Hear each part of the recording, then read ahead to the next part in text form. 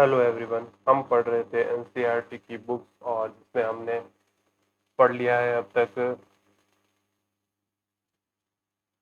Class 6 से शुरू करके 7th और 8th की एसएसटी की बुक्स पढ़ ली हैं और अब हम पहुंच चुके हैं क्लास 9 की। उसमें हमने एक जियोग्राफी की बुक पढ़ ली है और अभी शुरू कर रहे हैं इस वीडियो से हम क्लास 9 की हिस्ट्री की बुक जिसका नाम है भारत और समकालीन विश्व, जो लिखा हुआ है कहाँ, ये भारत और समकालीन विश्व। उसमें हम आज इस वीडियो में पहला अध्याय शुरू करेंगे जो इसका नाम है फ्रांसीसी क्रांति। जैसा कि इस नाम से दिख रहा है, ये है वर्ल्ड जियोग्राफी का पार्ट, वर्ल्ड जियोग्राफी के वर्ल्ड हिस्ट्री का पार्ट। तो चलिए शुरू करते हैं। 14 जुलाई 1789 की सुबह पेरिस नगर के में आतंक का माहौल था। सम्राट ने सेना को शहर में घुसने का आदेश दिया था। अफवाह थी कि वह सेना को नागरिकों पर गोली चलाने का आदेश देने वाला है। लगभग 7,000 मर्द तथा औरतें टाउन हॉल के सामने एकत्रित हुए और उन्होंने एक जन सेना का संगठन करने का निर्णय लिया। हथियारों की खोज में वे बहुत से सरकारी भवनों पर जबरन प्रवेश कर गए। अंततः सैकड़ों लोगों का एक समूह पेरिस नगर के पूर्वी भाग की ओर चल पड़ा और बास्लिन बास बास्तिल किले की जेल को तोड़ डाला, जहां भारी मात्रा में गोला बारूद मिलने की संभावना थी। हथियारों पर कब्जा की इस सशस्त्र लड़ाई में बास्तिल का कमांडर मारा गया और कैदी छुड़ा लिए गए। यद्यपि उनकी संख्या केवल 7 थी। सम्राट की निरंकुश शक्तियों का प्रतीक होने के कारण बास्तिल किला लोगों की घृणा का केंद्र था, इसलिए किले को ढा दिया गया और उसके अवशेष बाजार में उन लोगों को बेच दिए गए जो इस ध्वंस को बतौर स्मृति चिन्ह संजोना चाहते थे। इस घटना के बाद कई दिनों तक पेरिस तथा देश के देहाती क्षेत्रों में कई और संघर्ष हुए। अधिकांश जनता पाव रोटी की महंगी कीमतों का विरोध कर रही थी। बाद में इस दौर का सिंहावलोकन करते हुए इतिहासकारों ने इसे एक लंबे घटनाक्रम की ऐसी शुरुआती कड़ियों के रूप में देखा जिसकी परिणति फ्रांस के सम्राट को फांसी दिए जाने से हुई। हालांकि उस समय अधिकांश लोगों को ऐसे नतीजों की उम्मीद नहीं थी। ऐसा क्यों और कैसे हुआ, आइए आगे की कहानी में जाने कि क्या क्या इसके स्टेज रहे। ये एक चित्र देखें तो ये है बास्तिल का ध्वंस का चित्र है, जो कि बास्तिल ध्वंस के बाद चित्रकारों ने इस घटना की याद में कई चित्र बनाए थे, उनमें से ये चित्र भी एक है। पहला पॉइंट देखें तो 18वीं सदी के उत्तरार्ध में फ्रांसीसी समाज कैसा था वो देखने के लिए हम देखते हैं इस पैराग्राफ में है। सन 1774 में बुर्बो राजवंश का लुई 16, ये है 16, फ्रांस की राजगद्दी पर आसीन हुआ। उस समय उसकी उम्र केवल 20 वर्ष थी। उसका विवाह ऑस्ट्रिया की राजकुमारी मैरी एस्टोएनेट से हुआ था। राजरोहण के समय उसे राजकोष खाली पाया। लंबे समय तक चले युद्धों के कारण फ्रांस के वित्तीय संसाधन नष्ट हो चुके थे। वर्साय के विशाल महल और राज दरबार की शानो शौकत बनाए रखने के लिए फिजूल खर्च का बोझ अलग से था। लुई 16 के शासनकाल में फ्रांस ने अमेरिका के 13 उपनिवेशों को साझा शत्रु ब्रिटेन से आजाद कराने में सहायता दी थी। इस युद्ध के चलते फ्रांस पर 10 अरब लिरवे क्या होती है, यहाँ की एक करेंसी हो गई, से भी अधिक का कर्ज और जुड़ गया था, जबकि उस पर पहले से ही 2 अरब लिरवे का बोझ चढ़ा हुआ था। सरकार की कर्जदारी अब 10% ब्याज की मांग कर रहे थे। जो भी कर्जदार थे वो 10% की मांग कर रहे थे।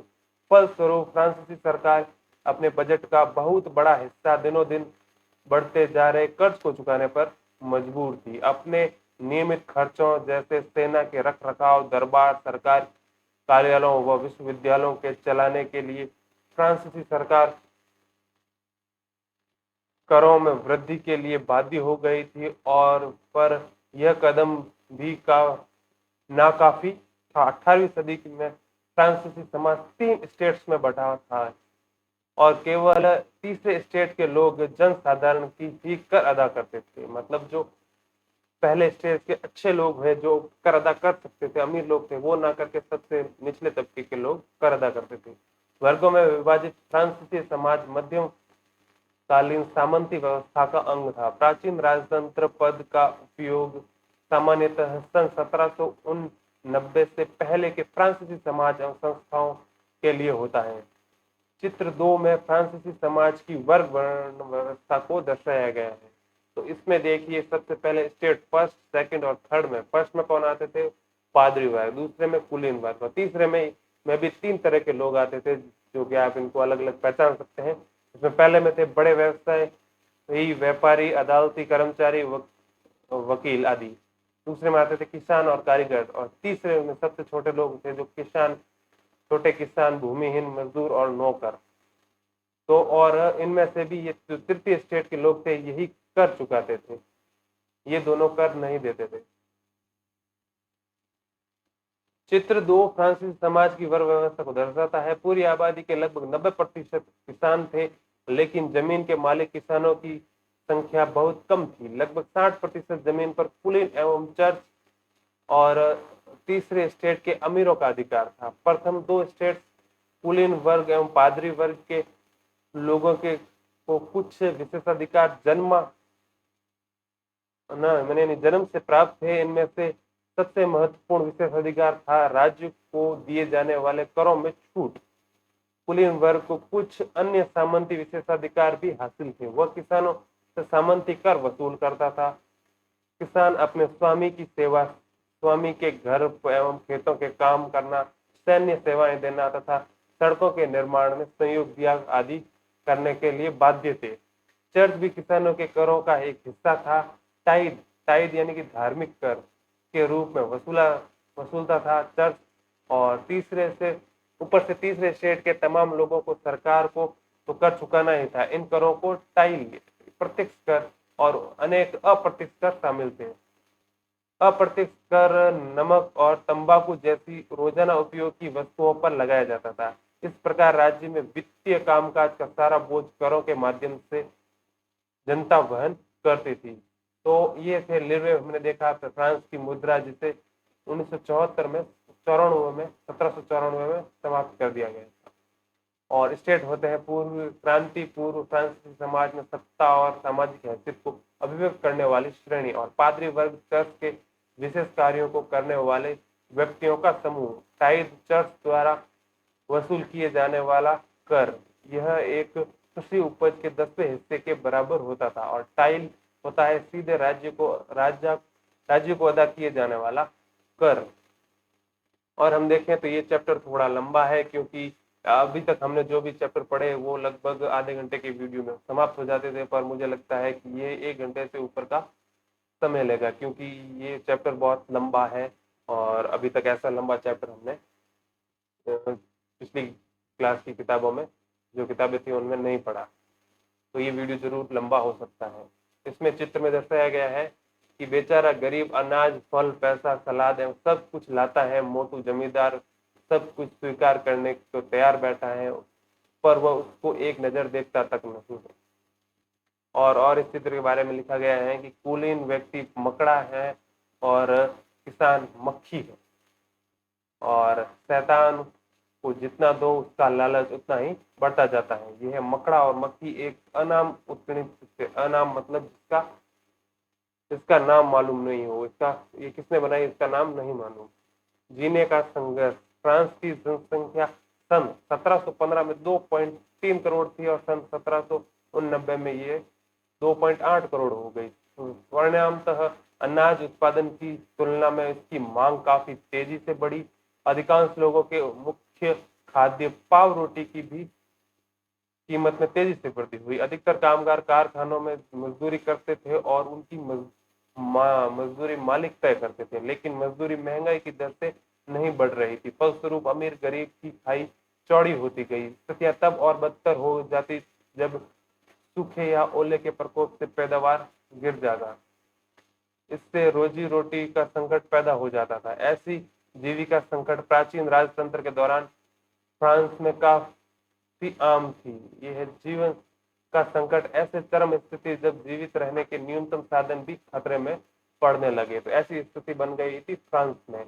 तो ये हम एक चित्र को आप भर सकते हैं जिसमें मैं एक उदाहरण दूंगा कि जैसे जीविका का संकट कैसे उत्पन्न होता है। तो ये एक कॉलम दिया हुआ है, इसमें आप आगे के स्टेप भर सकते हैं। जैसे कि ये है खराब फसल होने से क्या होगा, उत्पादित जितना होना चाहिए उससे कम उत्पादन होगा, उत्पादन उत्पादन कम होगा तो उत्पादन कम तो चीजें हो जाएंगी महंगी, तो महंगाई बढ़ेगी और अब गरीब गुरबा पाव रोटी नहीं खरीद पाएंगे। तो इसी तरीके से आगे इस कॉलम में क्या आएगा, इस कॉलम में क्या आएगा, महामारी से रिलेट करके आप इन कॉलम को भर सकते हैं। तो ये है जीविका संकट का चक्र, तो ये आपस में एक दूसरे में चक्र के रूप में बढ़ता ही जाएगा। उभरते मध्यम वर्ग के विशेषाधिकारों ने के अंत की कल्पना की, मतलब मध्यम वर्ग ने अंत की कल्पना की किसके, विशेषाधिकारों की। पहले भी कर बढ़ने एवं अकाल के समय किसान और कामगार विरोध कर चुके थे, परंतु इसके पास सामाजिक एवं आर्थिक व्यवस्थाओं के बुनियादी बदलाव लाने के साधन या कार्यक्रम नहीं थे। ये जिम्मेदारी तीसरे स्टेट के उन समूहों ने उठाई जो समृद्ध और शिक्षित होकर नए विचारों के संपर्क में आ सके थे। 18वीं सदी में एक सामूहिक समूह का उदय हुआ जिसे मध्यम वर्ग कहा गया, जिसमें फैलती समुद्र पारीय व्यापार और ऊनी एवं रेशमी वस्त्रों के उत्पादन के बल पर संपत्ति अर्जित की थी। ऊनी और रेशमी कपड़ों का या तो निर्यात किया जाता था या समाज के समृद्ध लोग उसे खरीद लेते थे। तीसरे स्टेट में इन सौदागरों एवं निर्माताओं के अलावा प्रशासनिक सेवा व वकील जैसे पेशेवर लोग भी सम्मिलित थे। ये सभी पढ़े लिखे थे और उनका मान था कि समाज के किसी भी समूह में के पास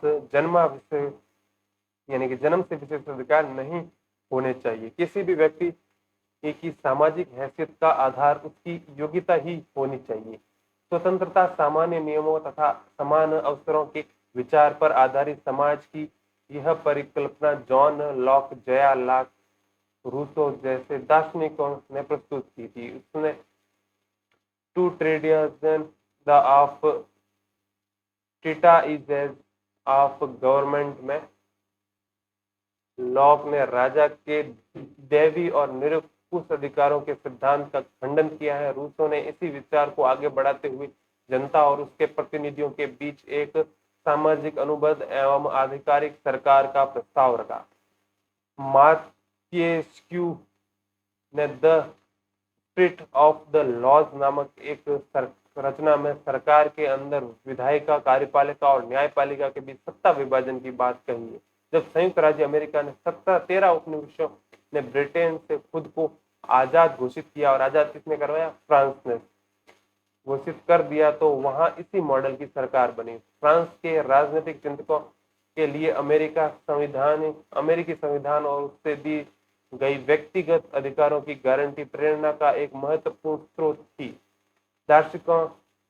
दार्शनिकों के इन विचारों पर काफी हल्सों ने सैलॉन की गोष्ठी में गर्मागर्म बहस हुआ करती और पुस्तकों एवं अखबारों के माध्यम से इनका व्यापक प्रचार हुआ। पुस्तकों एवं खबरों को लोगों के बीच जोर से पढ़ा जाता ताकि अनपढ़ भी इसे समझ सके। इसी समय लुई 16 द्वारा राज्य में खर्चों को पूरा करने के लिए फिर से कर लगाए जाने की खबर के विशेषाधिकार वाली व्यवस्था के विरुद्ध गुस्सा भड़क उठा। फिर एक स्रोत से ही हमें इतिहास के बारे में पता चलता है, उसी तरह इस स्रोत को पढ़ के भी हम इतिहास का अंदाजा लगा सकते हैं। तो ये स्रोत भी हमारे इस बुक में या और भी बुकों में इंपॉर्टेंट हो जाते हैं। तो इसको देखते हैं। इसमें लिखा है प्राचीन राजतंत्र के हुए अनुभवों का वर्तान। आगे चलकर क्रांतिकारी राजनीति के सक्रिय होने वाले जॉर्ज डॉनसन ने अपनी पढ़ाई पूरी करने के बाद के समय को याद करते हुए सन 1793 में अपने एक मित्र को लिखा, मैं प्लेसिस के आवासीय कॉलेज में रहता था, वहां मुझे कई महत्वपूर्ण लोगों का सानिध्य मिला।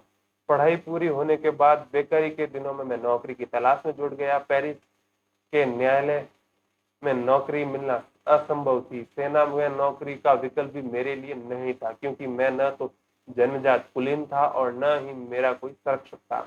चर्च भी मुझे सहारा नहीं दे सका। मैं और कोई ओहदा भी खरीदने की स्थिति में नहीं था, क्योंकि मेरी जेब में सू सू यानी कि एक फ्रांसीसी पैसा तक सू तक नहीं था।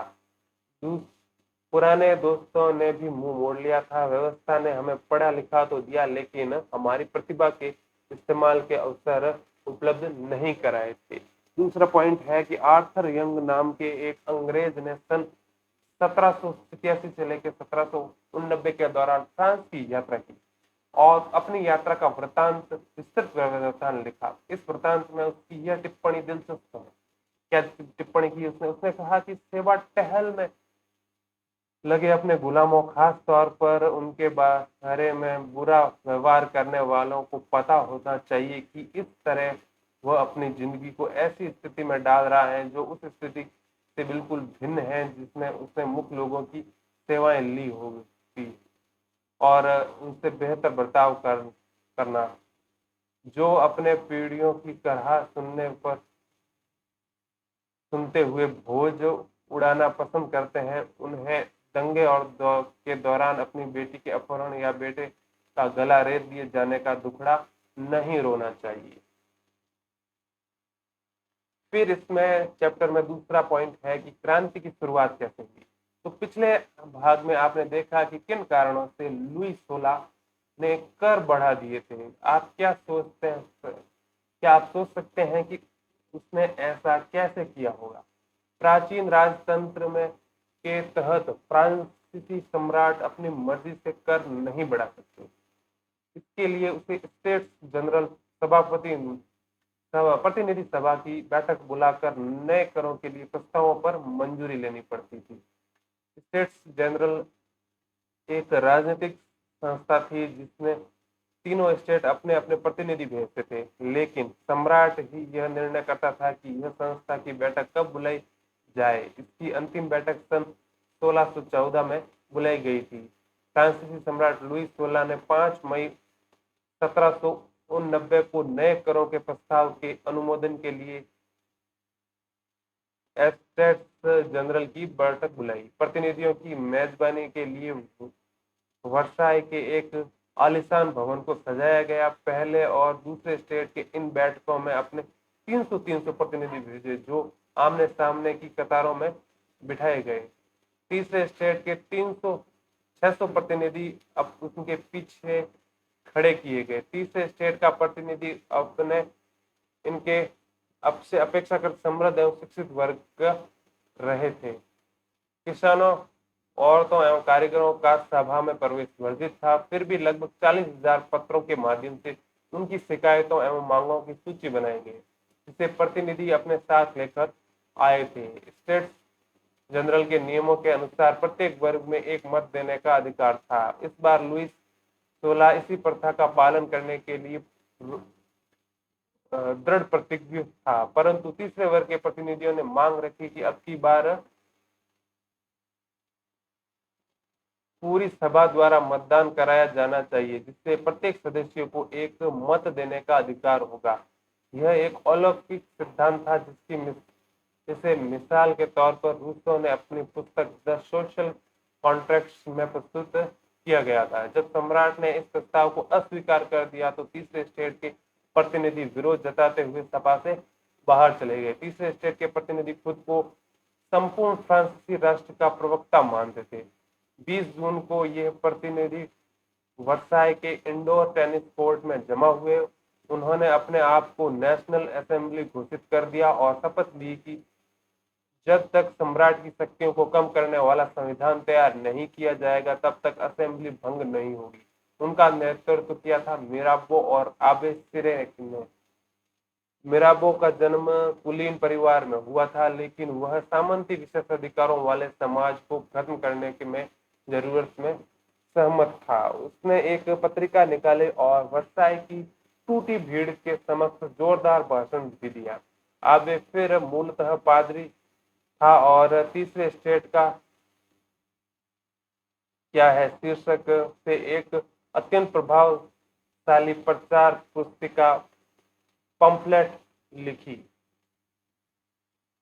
साइड में यहाँ अतिरिक्त जानकारी में दिया गया है कि कुछ महत्वपूर्ण तिथियों के हिसाब से कुछ जानकारियां दी गई है, जिसमें है 1774 में लुइस 16 फ्रांस का राजा बनता है, सरकारी खजाना खाली हो चुका है और प्राचीन राजतंत्र के समाज में असंतोष से गहराता जा रहा है। फिर है 1790 स्टेट जनरल का हाँ तीसरी स्टेट नेशनल असेंबली का गठन करना, बास्टियन पर हमला और देहात के किसानों का विरोध। फिर है 1791 में सम्राट की शक्तियों पर अंकुश लगाने के लिए सभी मनुष्यों को मूलभूत अधिकार प्रदान करने की संविधान बनाया गया और 1792-93 में फ्रांसीसी गणराज्य बनता है, सिर्फ काट कर राजा को मार दिया जाता है और जैकोबिन गणराज्य का पतन, फ्रांस पर डायरेक्टरी का शासन।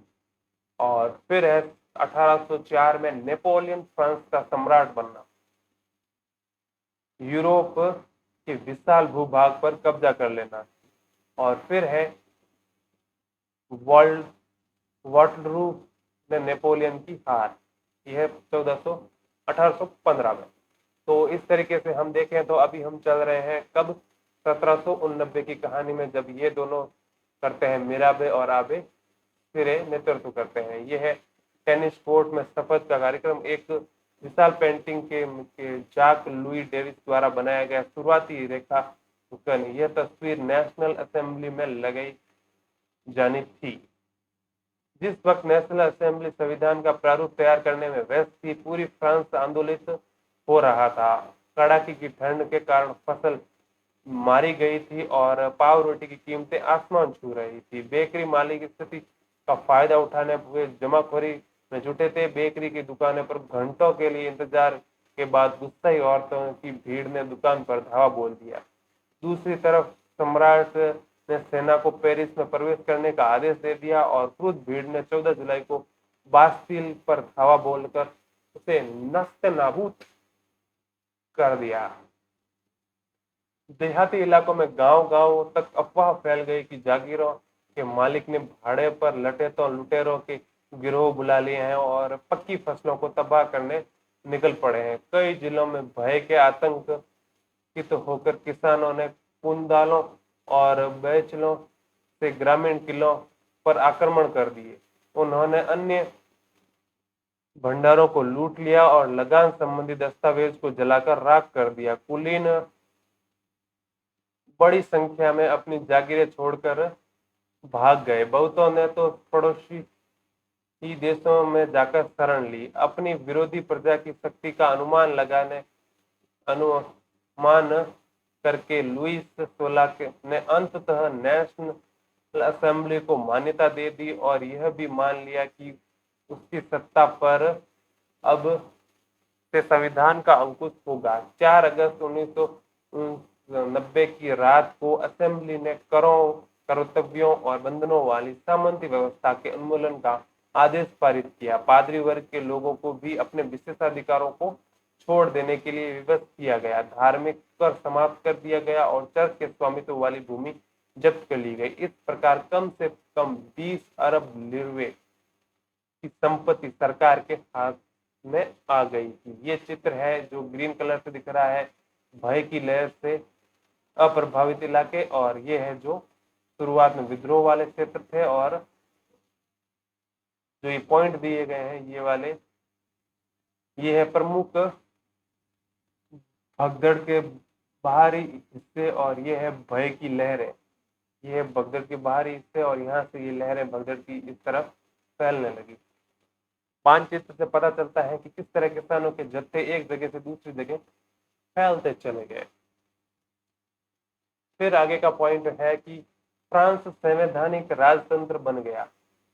नेशनल असेंबली ने सन 1791 में संविधान का प्रारूप पूरा कर लिया। उसका मुख्य उद्देश्य था सम्राट की शक्तियों को सीमित करना। एक व्यक्ति के हाथ में केंद्रित होने के बजाय अब इन शक्तियों को विभिन्न संस्थाओं, विधायिकों, कार्यपालिका और न्यायपालिका में विभाजित कर हस्तांतरित कर दिया गया। इस प्रकार फ्रांस में संवैधानिक राजतंत्र की नींव पड़ी। चित्र 7 में दिखाया गया है कि नई राजनीतिक व्यवस्था कैसे काम करती थी। तो जैसे कि हमारे देश में भी अभी न्यायपालिका, कार्यपालिका और विधायिका काम करती है, तो उसका कुछ काम करने का अलग तरीका हो है, पर इनके अलग काम करने का कुछ अलग तरीका हो सकता है, जो इस चित्र में हमको साफ साफ देखकर समझने में आसानी से मदद कर रहा है। तो ये है न्यायपालिका, कार्यपालिका और विधायिका। तो न्यायपालिका में कौन, न्यायाधीश होंगे, कार्यपालिका में काम करने वाले लोग, विधायिका में जो प्रतिनिधि होते हैं, जनता के प्रतिनिधि सरकार में होते हैं वो।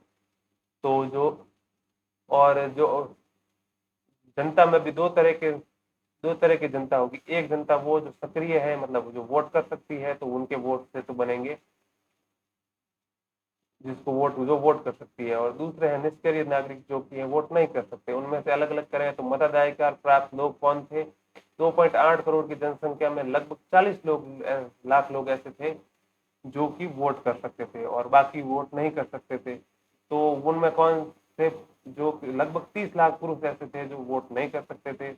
महिलाएं, बच्चे और 25 वर्ष से कम उम्र, जो 25 उम्र के कम के लोग हैं वो नहीं कर सकते, महिलाएं नहीं कर सकती, या फिर जो अनपढ़ या फिर गरीब लोग हैं, पुरुष हैं, वो भी वोट नहीं कर सकते। तो इस प्रकार ये लोग वोट करके एक तरफ न्यायपालिका का निर्माण करते थे, तो न्यायाधीश के पदों को न्यायाधीश चुनते थे, और दूसरी तरफ ये अपने निर्वाचक चुनते थे, 50,000 अपने प्रतिनिधि पुरुष लोगों को चुनते थे। फिर ये 50,000 लोग चुनते थे, 745 सदस्यीय नेशनल असेंबली के लिए चुनते थे, और विधायिका का निर्माण हो जाता था।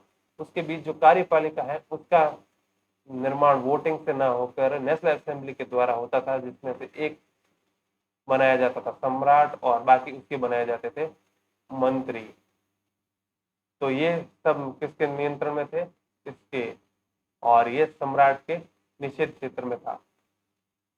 और इसी प्रकार हम देखते हैं कि आगे इसके बारे में व्याख्या में क्या लिखा गया है। इसमें लिखा गया है कि सन 1791 के संविधान के कानून बनाने का अधिकार नेशनल असेंबली को सौंप दिया। नेशनल असेंबली अप्रत्यक्ष रूप से चुनी जाती थी।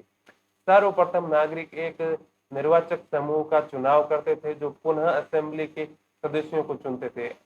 सभी नागरिकों को मतदान का अधिकार नहीं था। 25 वर्ष से अधिक उम्र वाले केवल ऐसे पुरुषों को ही सक्रिय नागरिक मतलब जिन्हें मत देने का अधिकार था, तो उन्हें सक्रिय नागरिक का दर्जा दिया गया था, जो कम से कम 3 दिन की मजदूरी के बराबर कर चुकाते हो। शेष पुरुषों और महिलाओं को निष्क्रिय नागरिक के रूप में वर्गीकृत किया जाता था। निर्वाचन की योग्यता प्राप्त करने तथा असेंबली का सदस्य होने के लिए लोगों का करदाताओं की उच्चतम श्रेणी में होना जरूरी था। फिर है ये चित्र, जिसमें ये दिखाया गया है कि पुरुष एवं नागरिक अधिकार घोषणा पत्र का जो 1790 में ले बार बीए द्वारा बनाया गया चित्र, दाईं ओर की आकृति फ्रांस को और बाईं ओर की कानून को निरूपित करती है। ये है फ्रांस को और ये है कानून को।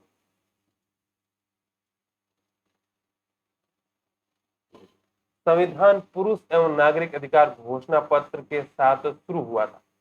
जीवन के अधिकार, अभिव्यक्ति एवं स्वतंत्रता के अधिकार और कानूनी बराबरी के अधिकार को नैसर्गिक एवं अहरणीय अधिकार के रूप में स्थापित किया गया। अर्थात ये अधिकार प्रत्येक व्यक्ति को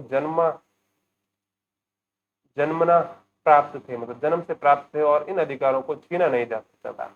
राज्य का यह कर्तव्य माना गया कि वह प्रत्येक नागरिक को नैसर्गिक अधिकारों की रक्षा करे। और पहले की तरह हम इसमें स्रोतों को पढ़ेंगे, क्योंकि ये भी इन्हीं से हमें इतिहास के बारे में जानकारी प्राप्त होती है। तो इस स्रोत में है कि क्रांतिकारी पत्रिका जया पॉल मरा ने अपने अखबार लामी द पल्स, जनता का मित्र में नेशनल असेंबली द्वारा तैयार किए गए संविधान पर टिप्पणी की थी। क्या टिप्पणी की थी कि जनता के प्रतिनिधि का कार्य भार अमीरों को सौंप दिया गया है। गरीबों और शोषितों की दशा केवल शांतिपूर्ण तरीके से सभी नहीं सुधर सकती। यह इस बात पर अकाट्य प्रमाण है कि धनाढ्य वर्ग कानून को कैसे प्रभावित करता है। फिर भी ये कानून तभी तक चलेंगे जब तक इन लोग इन्हें मानेंगे। इन्हीं जिस तरह उन्होंने कुलीनों द्वारा लादे गए जुए को उतार फेंका है, एक दिन वही हस्त्र अमीरों का करेंगे। ये है समाचार पत्र लामी द पल्स के उद्धृत। फिर एक और स्रोत दिया गया है, इसमें दिया गया है पुरुष एवं नागरिक अधिकार घोषणा पत्र। उसमें अलग अलग पॉइंट है जो पॉइंट दिए गए हैं। इसमें पहला पॉइंट है आदमी स्वतंत्र पैदा होता है, स्वतंत्र रहते और उसके अधिकार समान होते हैं। हर एक राजनीतिक संगठन का लक्ष्य आदमी के नैसर्गिक एवं अहरणीय अधिकारों को सुरक्षित रखना है। यह अधिकार स्वतंत्रता, संपत्ति, सुरक्षा एवं शोषण के विरुद्ध प्रतिरोध का अधिकार है। समग्र प्रभुत्व का स्रोत राज्य में निहित है और कोई भी समूह या व्यक्ति ऐसा अनाधिकृत प्रयोग नहीं करेगा जिसे जनता की सत्ता की स्वीकृति न मिली हो। चौथा पॉइंट, स्वतंत्रता का अर्थ ऐसे काम करने की शक्ति से है जो औरों के लिए नुकसानदेह न हो। समाज के लिए किसी भी हानिकारक कृत्य पर पाबंदी लगाने का अधिकार कानून के पास है।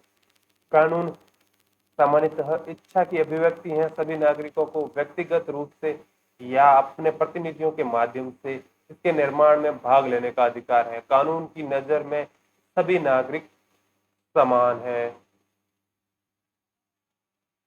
कानून समस्त प्रक्रिया के बाहर की किसी भी व्यक्ति को न तो दोषी ठहराता है और सकता है और न ही गिरफ्तार अथवा नजरबंद किया जा सकता है। आगे देखें तो ये 7 से बाद में सीधा 11 आ गया। या तो गिनती में फर्क है या फिर ये 7 नंबर पॉइंट के बाद 11 नंबर पॉइंट इम्पोर्टेंट है। तो 11 नंबर पॉइंट है प्रत्येक नागरिक बोलने, लिखने और छापने के लिए आजाद है, लेकिन कानून द्वारा निर्धारित प्रक्रिया के तहत ऐसी स्वतंत्रता के दुरुपयोग की जिम्मेदारी भी उसी की होगी। फिर है 12वां पॉइंट, सार्वजनिक सेना तथा प्रशासन के खर्चे चलाने के लिए एक सामाजिक कर लगाना अपरिहार्य है। सभी नागरिकों पर उसकी राय के अनुसार समान रूप से कर लगाया जाना चाहिए। फिर 17 पॉइंट है, चूंकि संपत्ति का अधिकार एक पावन एवं अनुलंघित अधिकार है, अतः किसी भी व्यक्ति को इससे वंचित नहीं किया जा सकता जब तक कि विधि द्वारा स्थापित प्रक्रिया के तहत सार्वजनिक आवश्यकता के लिए संपत्ति का अधिग्रहण करना आवश्यक न हो। ऐसे मामले में अग्रिम मुआवजा जरूर दिया जाना चाहिए। इसके बाद में है राजनीतिक प्रतीकों के मायने। अब प्रतीक क्या क्या थे? 18वीं सदी में ज्यादातर स्त्री पुरुष पढ़े लिखे नहीं थे, इसलिए महत्वपूर्ण विचारों का प्रचार करने के लिए छपे हुए शब्दों के बजाय अक्सर आकृतियां एवं प्रतीकों का प्रयोग किया जाता था। ये बारबीए की अपनी पेंटिंग चित्र आर्ट में अधिकारों के घोषणा पत्र को लोगों तक पहुंचाने के लिए अनेक पत्रों का प्रयोग किया, प्रतीकों का प्रयोग किया। आइए इन प्रतीकों को समझने की कोशिश करें। ये है एक टूटी हुई जंजीर। तो इसका क्या मतलब हो सकता है? दासों को बांधने के लिए जंजीरों का प्रयोग होता था। टूटी हुई हथकड़ी उनकी आजादी का प्रतीक है। फिर दूसरा है, ये है छड़ों का बाछीदार गट्ठर। यह है छड़ों का बाछीदार गट्ठर। अकेली छड़ को आसानी से तोड़ा जा सकता है पर पूरे गट्ठर को नहीं। तो ये हो गई एकता में बल यानी कि एकता का प्रतीक। फिर हो गई त्रिभुज के अंदर रोशनी बिखेरती आंख। ये है त्रिभुज के अंदर आंख और ये बिखेर रही है रोशनी। सर्वदर्शी आंख ज्ञान का प्रतीक है। सूर्य की किरणें असमान रूप से अंधेरे को मिटा देगी। और फिर है ये राजदंड। ये राजदंड का ये चिन्ह बनाया गया है और शाही सत्ता का प्रतीक। ये है अपनी पूंछ मुंह में लिए सांप। ये सांप है और ये अपनी पूंछ को खा रहा है, तो इसका मतलब है समानता का प्रतीक। अंगूठी का कोई और छोर नहीं होता। तो ये थे प्रतीक। और भी प्रतीक है भाई, रुको रुको रुको जरा, सब्र करो।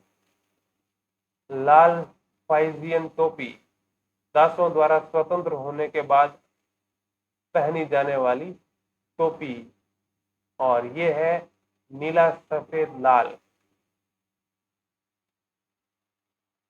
ये फ्रांस के राष्ट्रीय रंग। ये है डेनो वाली स्त्री कानून का मानवीय रूप। डेनो वाली मतलब पंखों वाली। ये है विधिपट, कानून सबके लिए समान है और इसकी नजर में सब बराबर है। तो ये है एक पट या बोर्ड की तरह और उस पर लिखे हुए हैं कानून। फिर अगला पॉइंट आता है फ्रांस के में राजतंत्र का उन्मूलन और गणतंत्र की स्थापना। फ्रांस की स्थिति आने वाले वर्षों में भी तनावपूर्ण बनी रही। यद्यपि लुई 16 ने संविधान पर हस्ताक्षर कर दिए थे, परंतु उपसंस्था के राजा के से अपनी गुप्त वार्ता भी चल रही थी। फ्रांस की घटनाओं से अन्य पड़ोसी देशों के शासक भी चिंतित थे, इसलिए 1789 की गर्मियों के बाद होने वाली ऐसी घटनाओं को नियंत्रित करने के लिए इन शासकों ने सेना भेजने की योजना बना ली थी। लेकिन जब तक इन योजनाओं का अमल होता, अप्रैल 1792 में नेशनल असेंबली ने फ्रांस एवं ऑस्ट्रिया के विरुद्ध युद्ध की घोषणा का प्रस्ताव पारित कर दिया। प्रांतों ने से हजारों स्वयंसेवी सेना में भर्ती होने के लिए जमा होने लगे। उन्होंने इस युद्ध को यूरोपीय राजाओं एवं कुलीन के विरुद्ध जनता की जंग के रूप में लिया। इनके होठों पर देशभक्ति के जो तराने थे, उनमें कवि रॉजर्ट दी लाइन द्वारा रचित मार्शल ले भी था। यह गीत पहली बार मार्सिले के स्वयंसेवियों ने पेरिस की ओर कूच करते हुए गाया था, इसलिए इस गाने का नाम मार्सिले हो गया और अब फ्रांस का राष्ट्रगान है। आगे है क्रांतिकारी युद्धों को जनता को भारी क्षति एवं आर्थिक कठिनाई झेलनी पड़ी। पुरुषों के मोर्चे पर चले जाने के बाद घर परिवार और रोजी रोटी की जिम्मेवारी औरतों के कंधों पर आ गई। देश की आबादी के एक बड़े हिस्से को ऐसा लगता था कि क्रांति में सिलसिले में को आगे बढ़ाने की जरूरत है, क्योंकि 1791 में संविधान में सिर्फ अमीरों को ही राजनीतिक अधिकार प्राप्त हुए थे। लोग राजनीतिक क्लबों में अड्डा जमाकर सरकारी राजनीतियों को अपनी कार्य योजना पर बहस करते थे। इसमें से जैकोबिन क्लब सबसे सफल था, जिसका नाम पेरिस के भूतपूर्व कॉन्वेंट्स ऑफ सेंट जेकब के नाम पर पड़ा था, जो अब इस राजनीतिक समूह का अड्डा बन गया था। इस पूरी अवधि में महिलाएं भी सक्रिय थी और उन्होंने भी अपने क्लब बना लिए। इस अध्याय के खंड 4 में आप इनकी गतिविधियों एवं मांगों के बारे में जानेंगे। जैकोबिन क्लब के सदस्य मुख्यतः समाज के कम समृद्ध हिस्से से आते थे। इनमें छोटे दुकानदार और कारीगर जैसे जूता बनाने वाले, पेस्ट्री बनाने वाले, घड़ी साज, छपाई करने वाले नौकर व दिहाड़ी मजदूरी शामिल थे। इनका नेता मैक्समिलियन रोबेपियर था। जैकोबिन के एक बड़े वर्ग ने गोदी कारीगरों की तरह धारीदार लंबी पतलून पहनने का निर्णय लिया। ऐसा उन्होंने समाज के फैशन परंत वर्ग, खास तौर से घुटने तक पहने जाने वाले बिचेस, घुटना पहनने वाले कुलीनों को से खुद को अलग करने के लिए किया है। यह ब्रिजेस ब्रिजेस या ब्रिजेस पहनने वाले कुलीनों की सत्ता समाप्ति का ऐलान करने का तरीका था। तो इसमें आप वो पहनावा देख सकते हैं। तो इसमें नया शब्द था कॉन्वेंट, धार्मिक जीवन को समर्पित समूह की इमारत। जैसे कि अभी भी हम देखते हैं कॉन्वेंट स्कूल, स्कूल के नाम पे कॉन्वेंट शब्द का प्रयोग होता है, जो कि ईसाई धर्म की एक स्कूल ऑफ रूप में विश्वविख्यात या भारत में तो विख्यात है। ये चित्र है नानिन वाले लिबर्टी स्वतंत्रता। यह किसी महिला कलाकार द्वारा रचित दुर्लभ चित्रों में से एक है। क्रांतिकारी घटनाक्रम के बाद महिलाओं के लिए यह संभव हो गया था कि वे स्थापित चित्रकारों के साथ प्रशिक्षण प्राप्त कर सके और हर 2 साल में लगने वाली सैलॉन नामक नुमाइश में अपने चित्रों को प्रदर्शित कर सके। ये तस्वीर स्वतंत्रता का नारी रूपक है, अर्थात नारी आकृति स्वतंत्रता का प्रतीक। तो इसमें ये नारी है, इसके हाथ में मिसाल टाइप कुछ है, तो ये liberty of statue of liberty के जैसा कुछ ना कुछ है। तो वो हमें इस अध्याय में आगे पढ़ने को या देखने को मिल जाएगा। इसलिए जैकोबिक को सोफुलानी के नाम से, सोफुलात के नाम से जाना जाता है, जिसका शाब्दिक अर्थ है बिना घुटने वाले। सोफुलात पुरुष लाल रंग की टोपी भी पहनते थे, लाल जो कि स्वतंत्रता का प्रतीक है, जैसे हम प्रतीकों में हमने देखा था। लेकिन महिलाओं को ऐसा करने की अनुमति नहीं थी। सन 1792 की गर्मियों में जैकोबिक ने खाद्य पदार्थों की महंगाई एवं अभाव के नाराज पेरिसवासियों को लेकर एक विशाल हिंसक विद्रोह की योजना बनाई। 10 अगस्त की सुबह उन्होंने ट्यूलेरिये के महल पर धावा बोल दिया, राजा के रक्षक को मार डाला और खुद राजा को कई घंटों तक बंधक बनाए रखा। बाद में असेंबली ने शाही परिवार को जेल में डाल देने का प्रस्ताव पारित किया। नए चुनाव कराए गए। 21 वर्ष के अधिक उम्र वाले सभी पुरुष, चाहे उसके पास संपत्ति हो या ना हो, को मतदान का अधिकार दिया गया। नवनिर्वाचित असेंबली को कन्वेंशन का नाम दिया गया। 21 सितंबर 1792 को इसके राजतंत्र का अंत कर दिया गया और फ्रांस को एक गणतंत्र घोषित किया गया। जैसे कि आप जानते हैं कि गणतंत्र सरकार का वह रूप है जहां सरकार एवं इसके प्रमुख का चुनाव जनता करती है। यह वंशानुगत राजशाही नहीं है। आप कुछ अन्य गणतांत्रिक देशों के बारे में जानकारी प्राप्त करने की कोशिश करें और देखें कि वे कब और कैसे गणतंत्र बने। आगे की बातों में दिया गया है कि लुई 16 को न्यायालय द्वारा देशद्रोह के आरोप में मौत की सजा सुना दी गई और 21 जनवरी 1793 को प्लेस डी लॉक कार्केज ने उसे सार्वजनिक रूप से फांसी दे दी। जल्द ही रानी मैरी एंटोस का भी वही हश्र हुआ। तो यह है देशद्रोह। देशद्रोह एक नया शब्द तो नहीं है, पर देखते हैं क्या है। अपने देश या सरकार के विश्वासघात करना, ये सबको पता, कोई नई बात नहीं। यह है आतंक राज।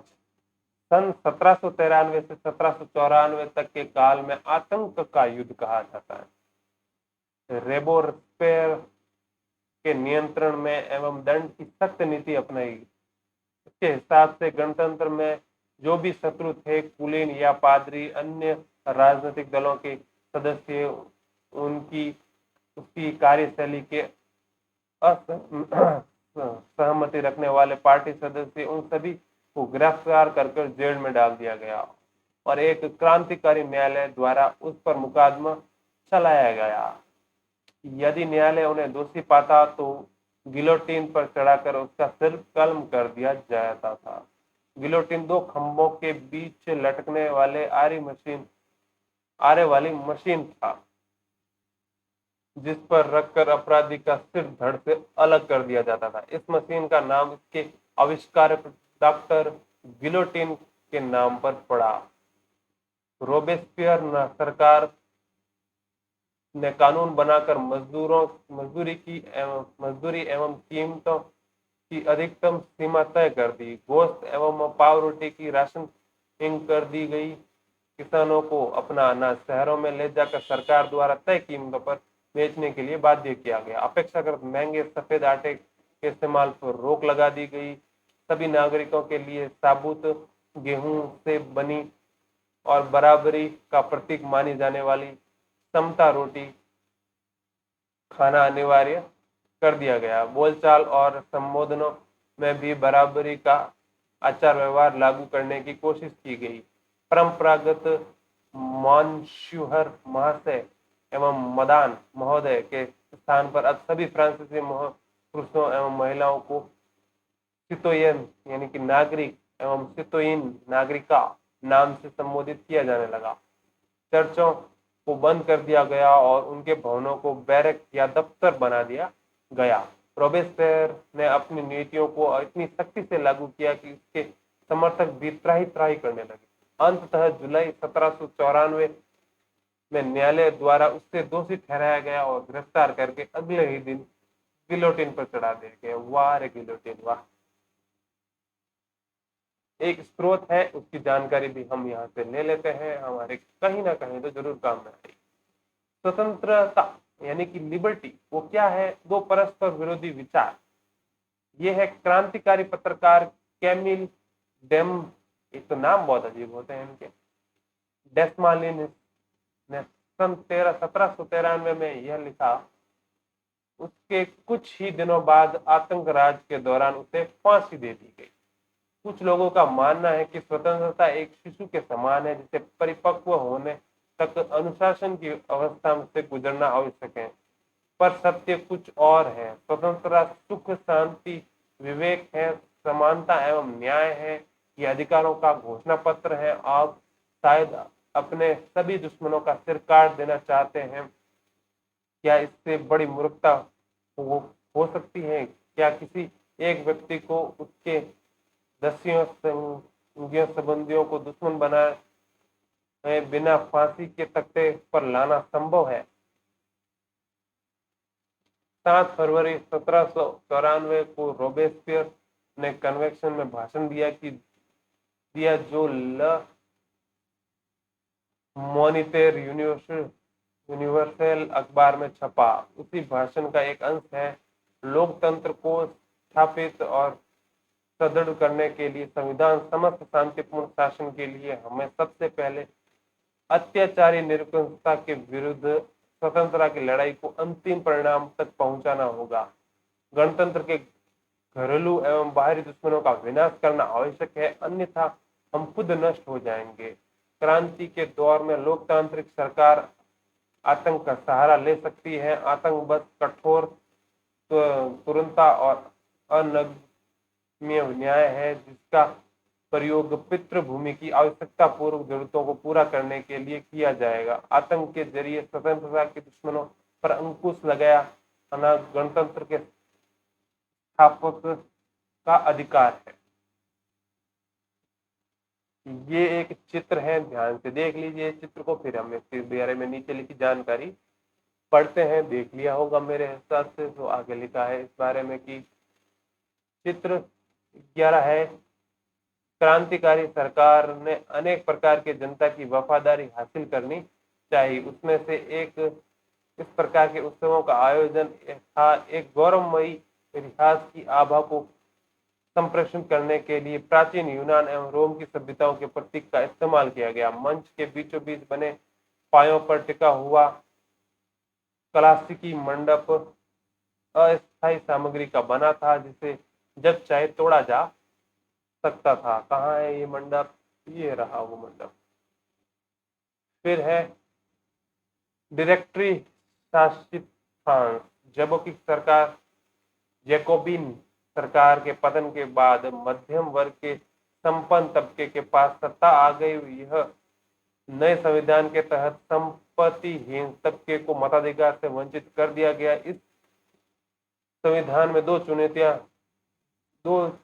चुनी गई विधान परिषदों का प्रावधान था। इन परिषदों ने 5 सदस्यों वाली एक कार्यपालिका डिक्टेटरी को नियुक्त किया था। इस प्रावधान के जरिए जैकोबिनों के शासनकाल वाली एक व्यक्ति केंद्रित कार्यपालिका से बचने की कोशिश की गई, लेकिन डायरेक्टरों का झगड़ा अक्सर विधान परिषदों से होता और तब परिषद उन्हें बर्खास्त करने की चेष्टा करती।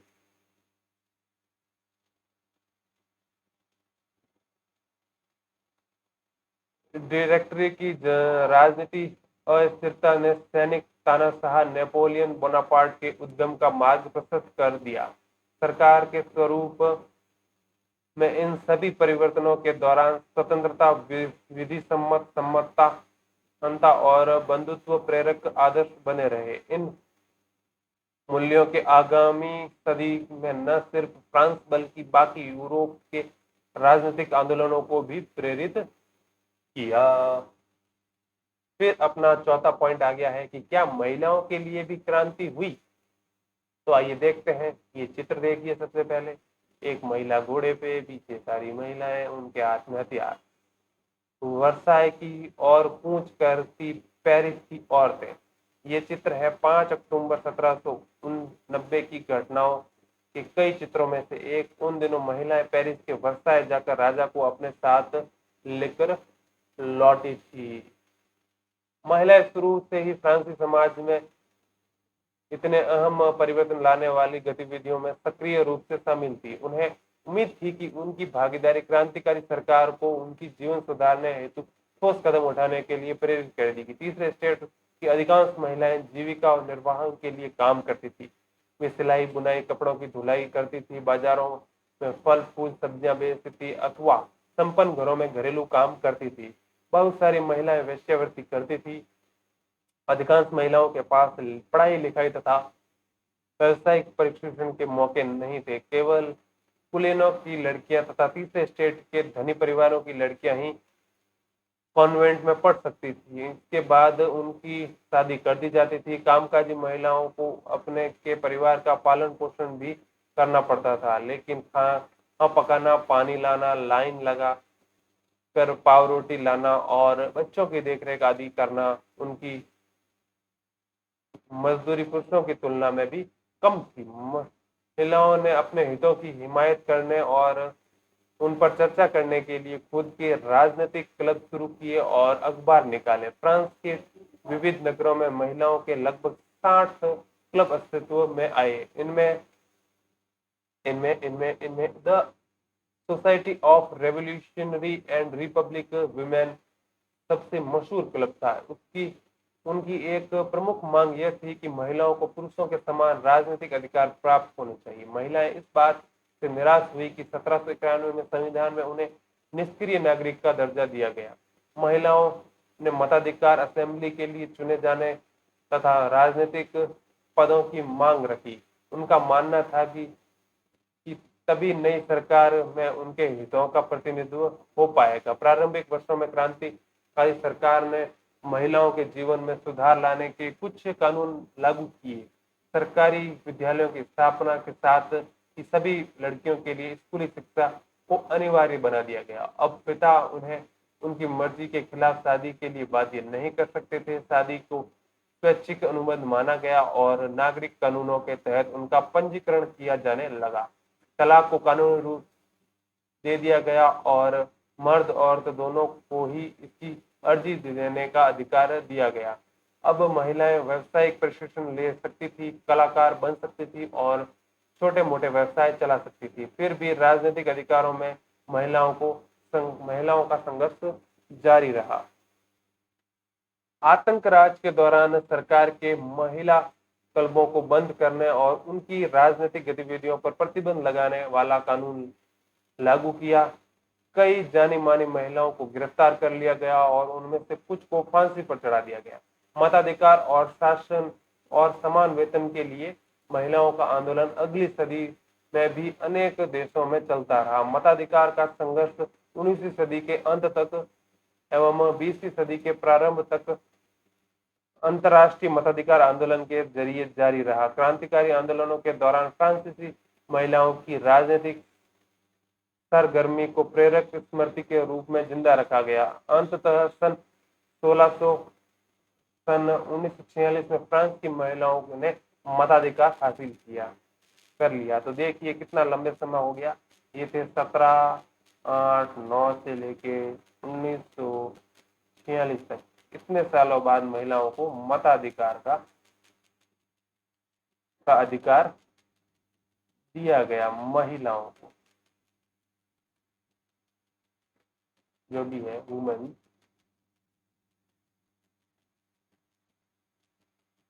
एक और स्रोत की जानकारी यहाँ दी गई है, आइए देखते हैं। उसे भी इसमें दिया गया है कि क्रांतिकारी महिला ओलम्स दे गूज 1748 से लेकर 1793 तक का जीवन।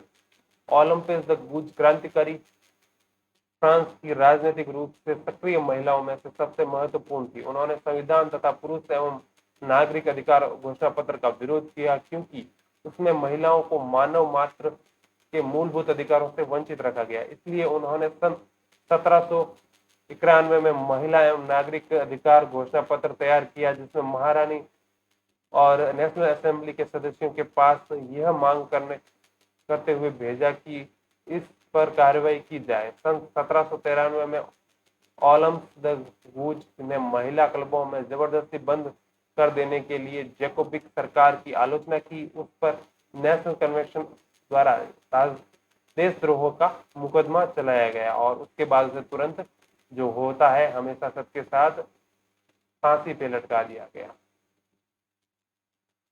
एक और स्रोत, क्या बात है, पढ़ते हैं इसमें क्या लिखा है।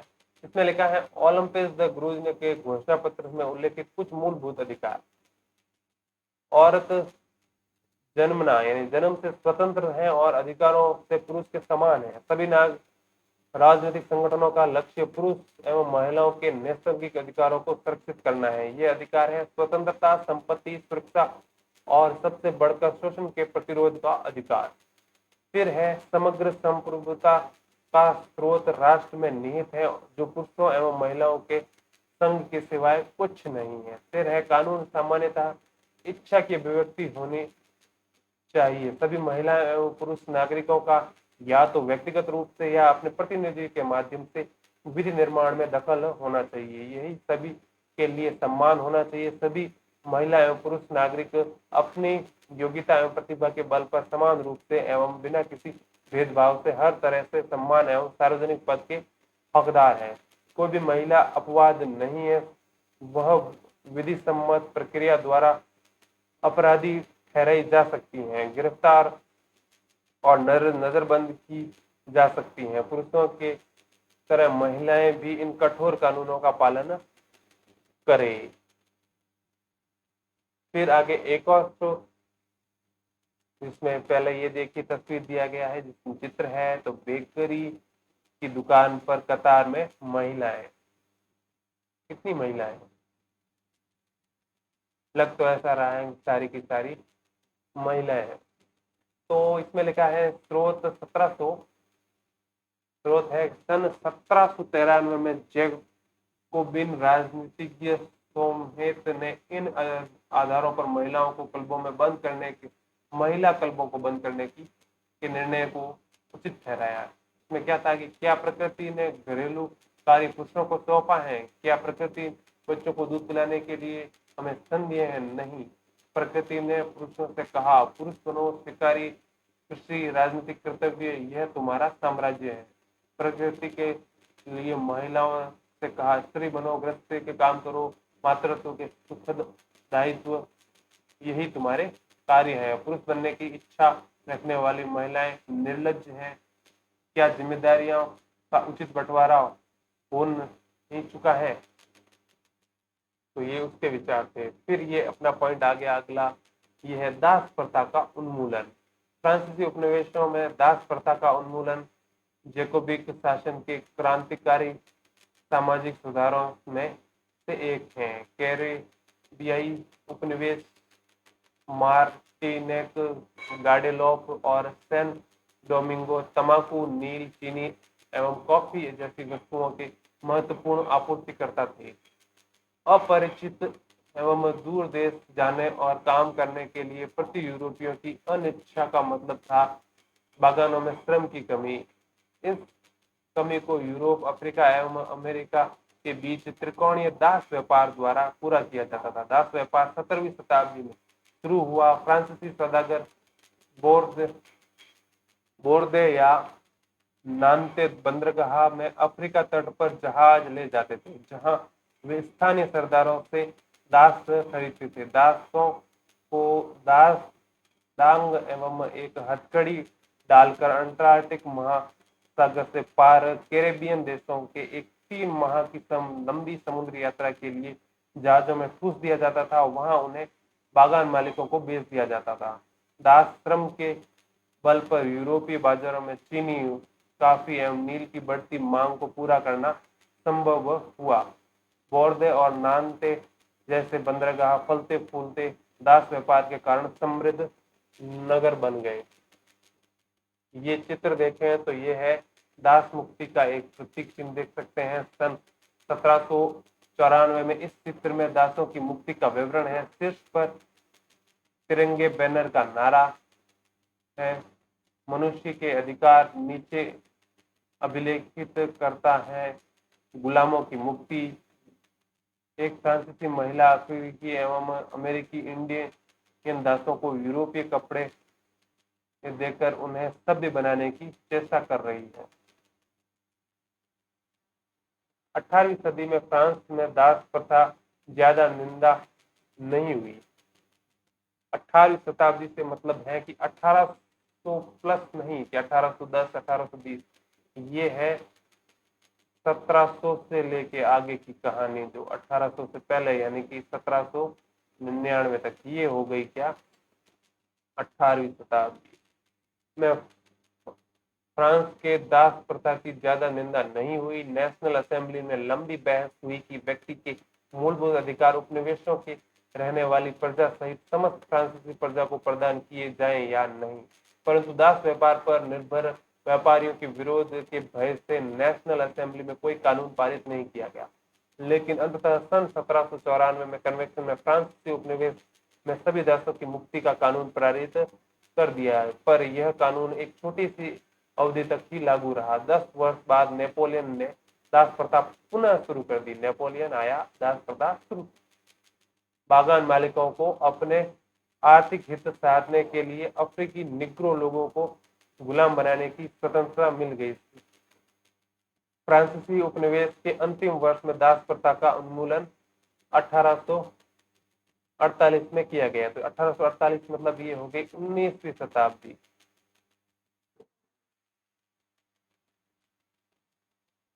फिर है निग्रो। निग्रो क्या होता है? अफ्रीका में सहारा रेगिस्तान के दक्षिण में रहने वाले स्थानीय लोग। ये अपमानजनक शब्द है, इसका अब प्राय इस्तेमाल नहीं किया जाता।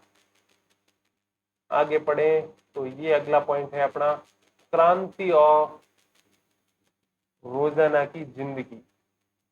क्या राजनीतिक लोगों का पहनावा, उनकी बोलचाल तथा उनके द्वारा पढ़ी जाने वाली पुस्तकें बदल जा सकती थी?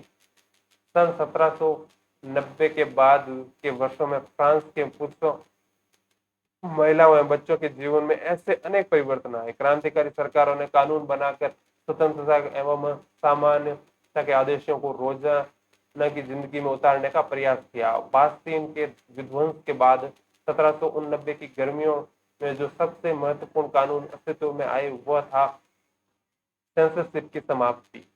प्राचीन राजतंत्र के अंतर्गत तमाम लिखित सामग्री और सांस्कृतिक गतिविधियां, किताब, अखबार, नाटक जो को राजा के सेंसर अधिकारों द्वारा पास किए जाते थे, बाद ही प्रकाशित या मंचित किया जा सकता था, परंतु अब अधिकारों के घोषणा पत्र में भाषण एवं अभिव्यक्ति की स्वतंत्रता को नैसर्गिक अधिकार घोषित कर दिया।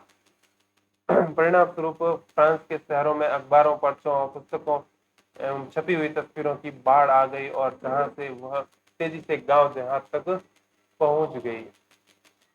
उनमें फ्रांस में घट रही घटनाओं एवं परिवर्तनों का ब्यौरा एवं उन पर टिप्पणी होती थी। प्रेस की स्वतंत्रता का मतलब यह था कि किसी भी घटना पर परस्पर विरोध विचार की व्यक्त किए जा सकते हैं। प्रिंट माध्यम का उपयोग करके एक पक्ष के दूसरे पक्ष को अपने दृष्टिकोण से सहमत कराने की कोशिश की। नाटक, संगीत और उत्सवी जुलूसों में असंख्य लोग जाने लगे। स्वतंत्रता और न्याय के बारे में राजनीतिकों व दार्शनिकों के पंडितपूर्ण लेखन को समझने और उससे जोड़ने का यह लोकप्रिय तरीका था, क्योंकि किताबों को पढ़ना और मुट्ठी भर शिक्षितों के लिए ही संभव था। तो ये चित्र है देशभक्त कस्तनी दास मशीन, जिसका इस्तेमाल मोटापा घटाने के लिए किया जाता था। अज्ञात चित्रकार द्वारा बनाया गया और 1790 में यह चित्र न्याय के लिए विचार को व्यवहार में बदलना चाहता है। ये एक और तस्वीर देखो ध्यान से, क्या हो सकता है इसके बारे में नहीं समझ में आ रहा तो पढ़ते हैं। इसके नीचे लिखी हुई लाइन जिसमें लिखा है कि मरा जनता को संबोधित करते हुए। मरा कौन? ये मरा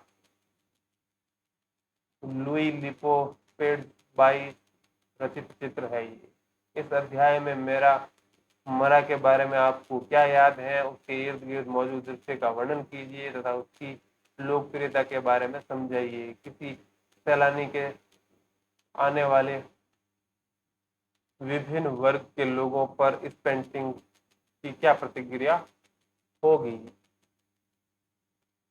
फिर आ गया चैप्टर 2 समाप्त, और समाप्ति के समय हम देख लेते हैं सारांश। 1804 में नेपोलियन बोनापार्ट के खुद को फ्रांस का सम्राट घोषित कर दिया। उसने उसने पड़ोस के यूरोपीय देशों की विजय यात्रा शुरू की। पुराने राजवंशों को हटाकर उसने एक साम्राज्य बनाए नए साम्राज्य बनाए और उसकी बागडोर अपने खानदान के लोगों के हाथ में दे दी। नेपोलियन खुद को यूरोप के आधुनिकरण का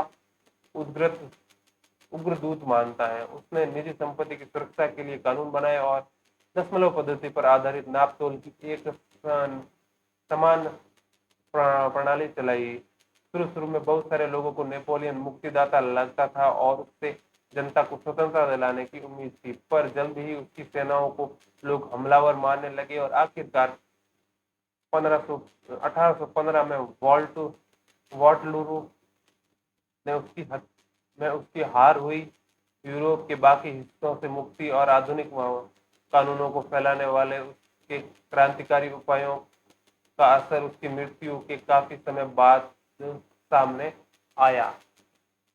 तो ये है आल्प्स पार करता नेपोलियन, डेविड द्वारा बनाया गया चित्र। फिर है कि स्वतंत्रता और जनवादी अधिकारियों के विचार फ्रांसीसी क्रांति की सबसे महत्वपूर्ण विरासत थे। ये विचार 19वीं सदी के फ्रांस से निकलकर बाकी यूरोप में फैले और इसके कारण वहां सामंती न्याय व्यवस्था का नाश हुआ और औपनिवेशिक समाज ने संप्रभु राष्ट्र राज्य की स्थापना के अपने आंदोलन में दासता से मुक्ति के विचार को नई परिभाषा दी। टीपू सुल्तान और राजा राज मोहन राय क्रांतिकारी फ्रांस में ये विचारों से प्रेरणा लेने वाले दो ठोस उदाहरण थे। यहाँ बॉक्स 2 में कुछ खास है, वो है राजा राम मोहन राय उस समय यूरोप में फैल रहे नए विचारों से प्रभावित होने वाले में से एक थे। फ्रांसीसी क्रांति और बाद में हुई जुलाई क्रांति में उसकी कल्पना को नई धार दी। फ्रांस में 1830 में हुई जुलाई क्रांति के बारे में जानने के बाद वह और किसी चीज के बारे में बात नहीं करते थे। हालांकि एक दुर्घटना के बाद उन दिनों लंगड़ा कर चलते थे, लेकिन इंग्लैंड जाते हुए केप टाउन में वह एक जिद करने लगे कि उन्हें क्रांतिकारी तिरंगे झंडे वाले युद्ध पोत दिखाए जाए। ये है कहाँ का है? Subodh Sarkar notes on the Bengal रैना से 1946 का। इसके बाद में कुछ दिए गए हैं क्रियाकलाप इस अध्याय के बीच बीच में भी कई जगह दिए गए हैं, उनको आप पढ़कर जरूरी समझे तो उस पर कुछ कार्यवाही कर सकते हैं। इसी के साथ हमारा ये पढ़ने का जो होता है, जो हम फटाफट से एक चैप्टर में या एक कम समय में पूरे चैप्टर में क्या क्या बातें दी गई है उनको पढ़ते हुए जल्दी से अपने दिमाग में उनको समझने की कोशिश करते हैं, वो हमने कर दिया है। और इसी के साथ ये चैप्टर बहुत लंबा होने के कारण ये वीडियो भी काफी लंबा बन गया है। तो मिलते हैं ऐसे ही एक नए वीडियो में अगले चैप्टर में नए वीडियो के साथ। तब तक के लिए धन्यवाद। Thank you.